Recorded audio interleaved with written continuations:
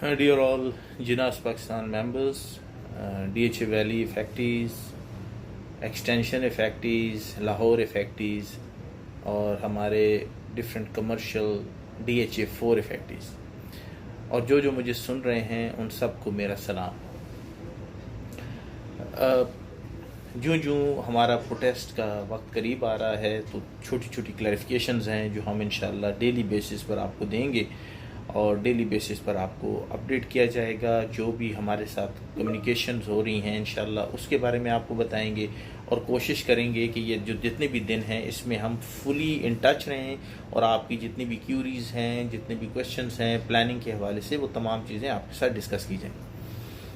अभी इम्पॉर्टेंट जो इस वक्त जो मेरे पास चीज़ है जो मैं आपके साथ शेयर करना चाहता हूँ वो तो ये है कि हमारे पास बहुत ज़्यादा क्वेश्चन आ रहा है कि वो हमारे मेंबर्स वैली के फैक्ट्रीज, कमर्शियल और ये जो DHA वैली से रिलेटेड प्रोजेक्ट्स के जो लोग हैं वो लोग जो कराची में आबाद हैं वो लोग क्या करें।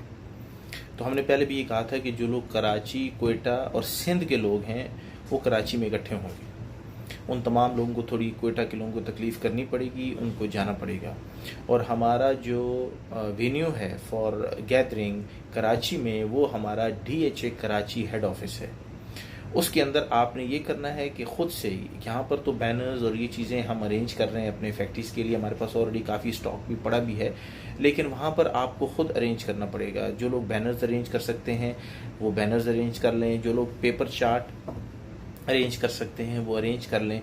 तो 13 तारीख को इंशाल्लाह आप लोगों को हम टाइम उसके बाद कंफर्म कर देंगे कि किस टाइम पे आप लोगों से डिस्कशन के बाद, क्योंकि जो कराची में लोग करेंगे उनका हम अलहदा से डेटाबेस अपने पास रख रहे हैं और वहाँ पर कराची हेड ऑफिस के सामने जाकर आप DHA को एक्सपोज करेंगे और उनको पता चलना चाहिए कराची के लोगों को भी कि DHA किसी वक्त भी क्या कौन सा पैंतरा ले सकता है।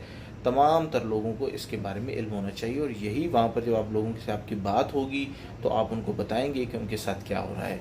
और ये हो नहीं सकता कि किसी भी इखलाकी लिहाज से ये जवाज़ हो नहीं सकता कि आपने एक प्रोजेक्ट तो ख़त्म किया नहीं और कई और लॉन्च कर दिए।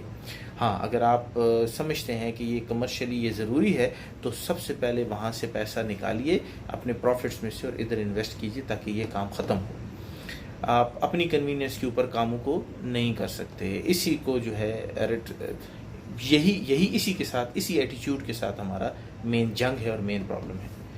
दूसरी बात यह है कि हमारे साथ वो लोग जो एक्स आर्मी गाइज हैं, यानी either they are officers, either they JCOs और रैंकर्स, डजेंट मैटर, जो भी हैं वो मुझे प्राइवेट मैसेज करें, क्योंकि हमारे साथ कुछ अच्छे रिस्पॉन्सिबल लोग हैं जो आर्म फोर्सेस से रिलेटेड हैं।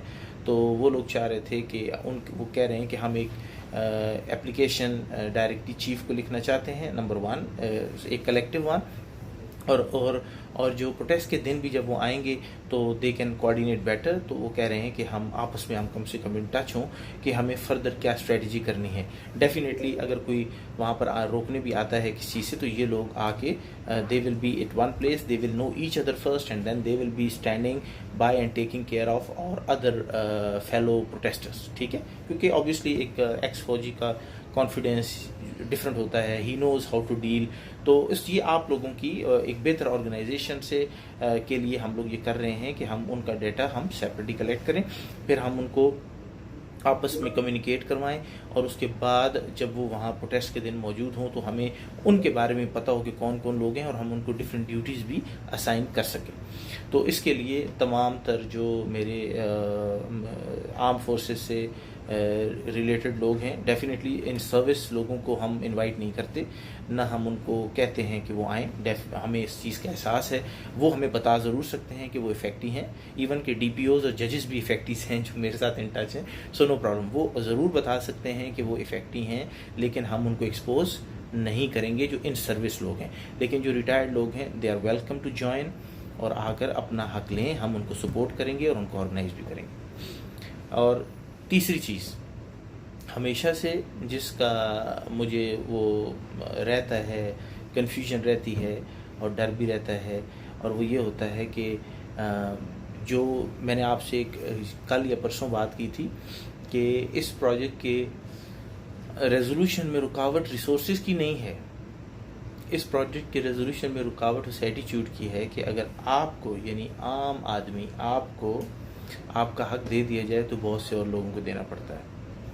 तो ये बात मैंने सुनी है, मेरे पास इनडायरेक्टली ये मुझ तक बात पहुंची है। ऑब्वियसली ये किसी डीएचए के ऑफिशियल ने मुझे नहीं बोला, बल्कि जिन ऑफिशियल्स ने, मैं नाम अभी नहीं लेना चाहता, उन्होंने मीटिंग की हमारे एक एक्सटेंशन के भाई के साथ और उसको ये बात बोली कि पहले उन्होंने 1-2 दिन पहले कुछ और कमिट किया और फिर उसके बाद 2 दिन बाद फिर मिस कमिट किया। यही सुन्नत है। इसी वजह से मैं क्यों किसी नेगोशिएशन में जाना नहीं चाहता unless the practical steps are taken, because आप किसी बात पे ट्रस्ट नहीं कर सकते। हम सिर्फ और सिर्फ प्रैक्टिकल चीज़ के ऊपर ट्रस्ट करेंगे। हम कोई भी एथिकल ट्रस्ट, मॉरल वैल्यूज़ के ऊपर ट्रस्ट करने से हम अब बाज आ गए। तो यही हुआ। और जब उन्होंने बात की तो उनके मुंह से ये बात निकली कि अगर हम जो है इस मसले को इस तरह रेजोल्यूशन की तरफ ले जाएं तो फिर बाकी लोग भी हमारे पास आ जाएंगे। उनसे उस भाई ने एक्चुअली ये सवाल नहीं किया कि ये लोग जो आपके पास आ रहे हैं, क्या ये कोई जगह टैक्स लेने आ रहे हैं, या ये आपके पास जो लोग अपना मांग रहे हैं प्लॉट, क्या ये इनका हक बनता है कि नहीं बनता। तो ये क्वेश्चन उस भाई ने नहीं किया।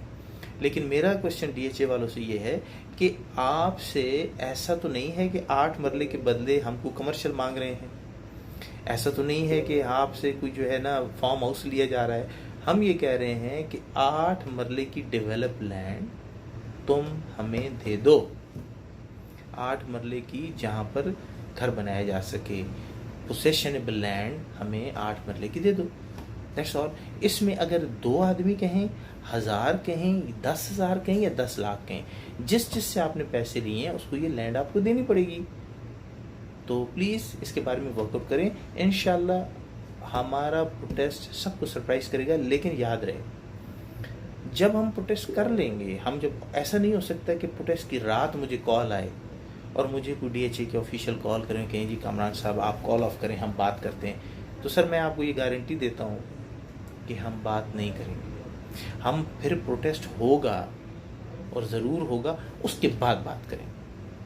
लेकिन मैं समझता हूँ कि जो भी आदमी इस वक्त, जो मर्द मुजाहिद डीएचए को ये गाइड कर रहा है कि करने दो इनको, कुछ नहीं होगा, तो मेरे ख्याल में he will regret. This is my guarantee, he will regret, because उस बंदे की वजह से जो ये डिसीजन ले रहा है कि ये मसला रिजॉल्व प्रोटेस्ट से पहले नहीं करना, वो बेसिकली आर्मी को बदनाम कर रहा है अपनी नौकरी की खातिर, अपने नंबर बनाने की खातिर। नंबर तो हो जाएंगे मल्टीप्लाई बाई 0, लेकिन ये है कि इस वक्त वो इस चीज़ को समझता है कि मलिक रियाज साहब को खुश कर देना चाहिए।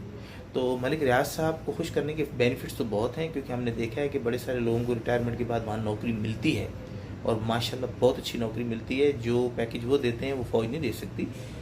लेकिन एक तो इंसान की वो अदालत है जो इस दुनिया में मौजूद है, एक उसका स्टेचर है। वो कैसे एक आदमी 1 स्टार 2 स्टार 3 स्टार जनरल बनने के बाद मलिक साहब की नौकरी कर सकता है, ये भी एक बहुत बड़ा सवाल है। लेकिन नो प्रॉब्लम, होती होगी, करते होंगे। तो इस अदालत में शायद माफ़ी हो जाए, लेकिन एक अदालत ऊपर है कि एक मलिक साहब को खुश करने के लिए या नौकरी पक्की करने के लिए आप इफेक्टिव की बद्दुआएं नहीं ले सकते। मिस्काल ज़र्रतिन, मिस्काल का भी हिसाब होगा। तो इसलिए जो पहले हो गया जुल्म ज़्यादती, उसको पाइलअप करें, फोल्ड करें, उसको रैप अप करें और कोशिश करें कि अगर अल्लाह ने आपको इख्तियार दिया है somehow, whether you deserved it और not, that is not a question, क्योंकि ये तो अल्लाह फैसला करेगा और ये अल्लाह ही कर सकता है, हम नहीं कर सकते। लेकिन इस बात का फ़ैसला हम ज़रूर करेंगे कि जब अल्लाह ने आपको इख्तियार दिया और फिर आपने उसको कैसे एग्जीक्यूट किया, वो नज़र भी आएगा और वो जजेबल भी है। तो मेरी तमाम वो लोग, तमाम जो अथॉरिटीज़ हैं, उनसे रिक्वेस्ट है कि काइंडली इंसाफ करें। अल्लाह ने आपको बहुत अच्छा चांस दिया है, डू इट। अदरवाइज़ हम आर्मी की बदनामी के लिए ब्लेम नहीं होने चाहिए। Don't blame us that we have defamed army in the name of DHA. We will not accept this. मुझे और किसी चीज़ की कोई फ़िक्र नहीं है, मुझे सिर्फ इस चीज़ की फ़िक्र है कि कल कला हम पे ये एलिगेशन न लगे कि हमने अपने मुल्क की आर्मी को बदनाम किया और इंटरनेशनल मीडिया ने पिकअप कर लिया इस प्रोटेस्ट को, देखें आप लोग बदनामी का बायस बने।